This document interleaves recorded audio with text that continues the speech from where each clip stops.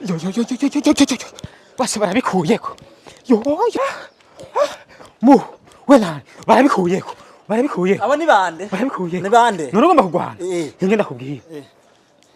urumva rero ni Makamba umukenyezi meze imisafunzwe azira guhakwa guca ibihimba vy'urondoka umugabo wiwe uvuze ngwiki imve yagomba bice wazi bari bapfuye no kuvuga bari mu kabari bavuye inoti ibihumbi 200 bashwanye bari mu kabari hama bataje bashitse muhira umugabo aryama nkuko bisanzwe umukenyezi wiwe acatura umusigati akubita ku bisigati bihakwa gucika numva arafunzwe rero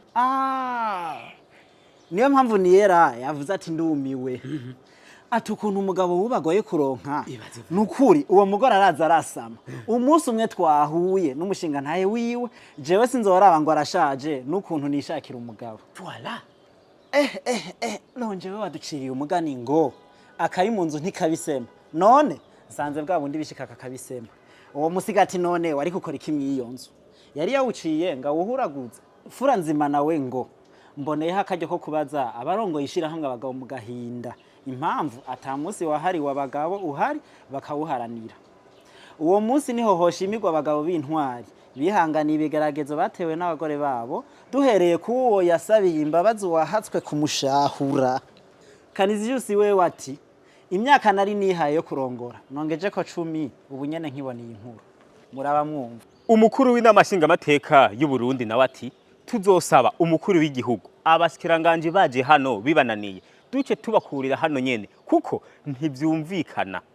ivyo rero Gerard Ndabirabe yabivuze afatiye kukungene amabohero yo mu Burundi yuzuye kandi umukuru w'igihugu yama yavuze ngo nibabarekure umushikiranganje nawe kubahoka akavuga ngo bipfira ko bafata ingingo kandi ari we ubwiwe yari gufata ingingo agakurikiza ivyo aba yasabwe n'umukuru w'igihugu Artemo ati amategeko niyubahirizwe uwo ari hejuru y'umushikiranganje mu by'ubutungane uretse Imana nkuru y'ubutungane ninde izo ngingo nazo zifatwa nande inama nkuru y'ubutungane n'umushikiranganje yirimwo ibifundikwa abarimwo niwe munyamabanga w'iyo nama byamunaniye nashira amaboko hejuru Ferdinand nawati kumara igihano ariko ntuhabwe kwidegembya birababaje kandi bizana uruhombo ku muryango no ku gihugu muri rusangi Jean Baptiste nawe ngo mu bisanzwe umushikiranganje yarafise ububasha bwose mu bushikiranganje atwara ariko ku gitsure c'abamushizeho haraho nawe mucanga narijya aba yisonzeye ababona ko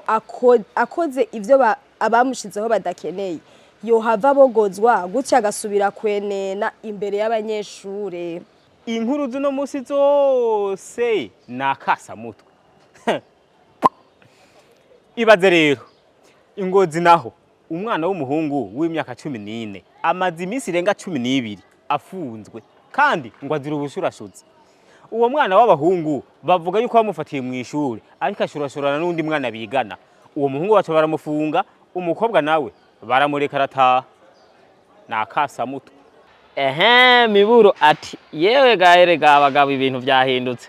kuri Yesu bazanye umugore yari karasambana none ubu naho bafashe umuhungu umukobwa ari degemvya ibyo mu Burundi nakamuna abasoma Bibiliya mumbwira ijambo Yesu yabwiye abari bazanye umugore sendika y'abasore iti ariko muranyumvira ingene ingaragu z'Imana twagowe ni gute umuhungu n'umukobwa bigana bashobora kuba banganya imyaka bacurashurana atagahato atanumwe ariko avuza induru ariko hagafatwa umusore wacu hariho naho mwosanga uwo mukobwa ari we yavyisabiye iyo ngaragu ariko nyumvira sendika y'abakobwa mwebwe nyene mutavuye hasi ngo mugwanye bino bintu mwibuke ko uko umusore umwe afungwa abakobwa 5 baba babaye singo tubandanye